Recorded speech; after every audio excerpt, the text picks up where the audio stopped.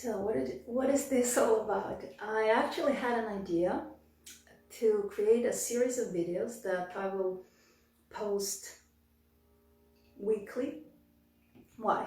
I'm teaching philosophy in yoga teacher trainings and in separate workshops, and I have experienced that many of us have common misunderstandings, misconceptions when it comes to yoga philosophy, to Indian philosophy in general.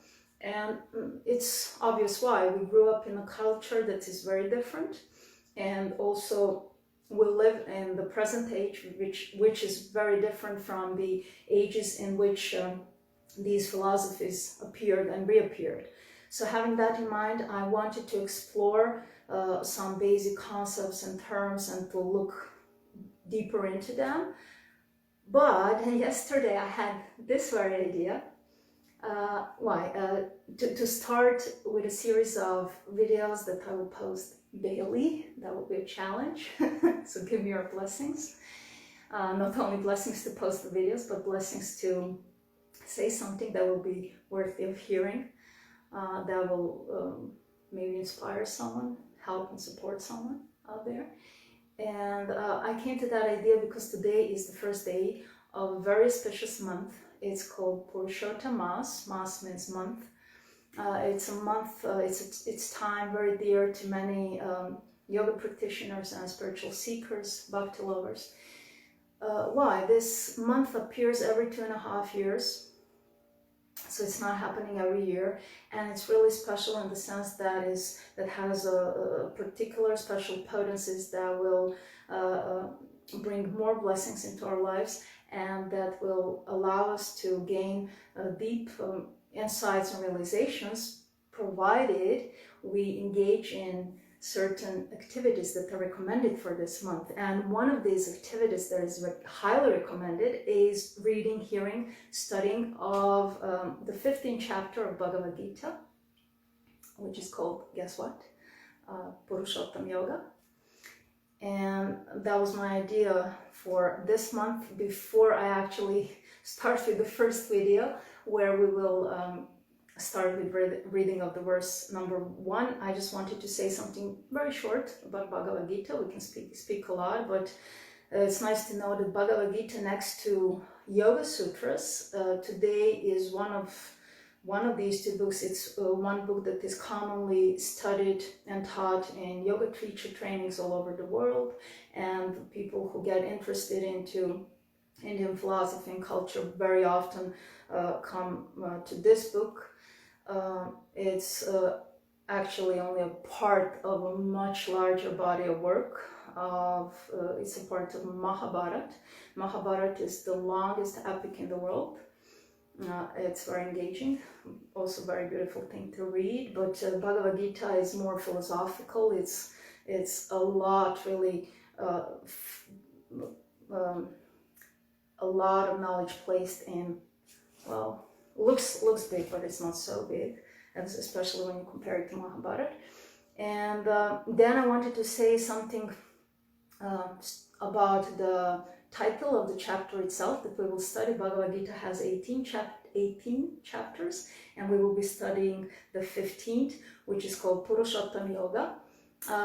There we find word yoga. What does yoga mean? We often hear that yoga means union, which is completely true and correct. But it's also nice to know some other meanings that are coming from that word. That's the beauty of Sanskrit language. It's so complex and rich in meaning, especially when it comes to spiritual subject matters. So it's always nice to explore and to see what other meanings are there. So yoga, as I said, means union, means bringing two things together. And in that sense, it's very similar to the meaning of the English word yoke, which has similar meaning. But then when we look into the Yoga Sutras of Patanjali, that same word has not even different, but completely opposite meaning. The word yoga comes from the root yuj, which means to contemplate. And in the work Yoga Sutras, Patanjali actually had a different kind of meaning, which we can find out from the famous philosophers, Indian philosophers, who wrote their commentaries on Yoga Sutras, and they say that actually what Patanjali had in mind when he was speaking about yoga, he was having in mind separation, disconnecting of what? Of two things, of the true self, the spiritual soul, separating itself, dissociating itself from, or him or herself, from the illusions, the ignorance that is binding us and limiting us in this world. So while we have, that's often the case in Indian philosophy, things are not either this or that, but things are both this and that at the same time.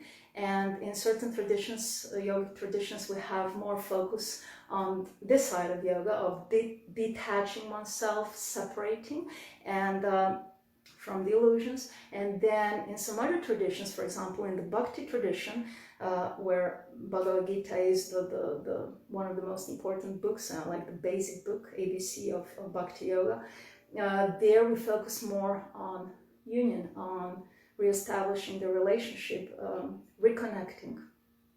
And as we focus on that part, this part here, dissociation, it happens naturally, it occurs naturally and organically, and it's still nice to know that both are there and to understand the dynamics between them and how they relate together. So and then we go to the other word in the title of the chapter, Purushottam. Purushottam is actually pointing towards the same name, the same person that is already present there in the title of the whole book, Bhagavad Gita. Gita means song or spoken word, and Bhagavad means the one that belongs to Bhagavan. Who is Bhagavan? Bhagavan is Purushottam. Purushottam is a Sanskrit word that is made of two words placed together. Purusha, person, and Uttama, the highest, the supreme. So Purushottam Yoga, chapter 15, is the yoga of the supreme person. And we want to study that yoga and to see what beneficial and inspiring teachings we can gain from it. Before I read, I always offer a prayer, and I can only suggest that you do the same. Maybe before you watch each video, you can take a few moments, and if you have any teachers, then this would be the moment to remember them, to offer your respect to them. Or if you don't have any, then simply ask for guidance, ask for blessings, ask for the ability to understand the subject matters, and even more important, ask for the ability to then apply these teachings in your personal life. So that would be all that I want to say. I hope that my following videos will be a bit shorter. This was the first one, the introductory one. And as I said, please give your blessings so that I can continue doing this every day regularly. And if you like what you hear, please like the video. If you know anyone who might be interested in this topic, please share the video with them, and feel more than welcome to share the video on your personal profile page. And very important, if you have any questions, I will be very happy to hear them. So please then, or comments, so please then write in the comments below the video. Yes, so that would be it, small introduction, and now we continue to the first video, reading the first verse. Okay, thank you.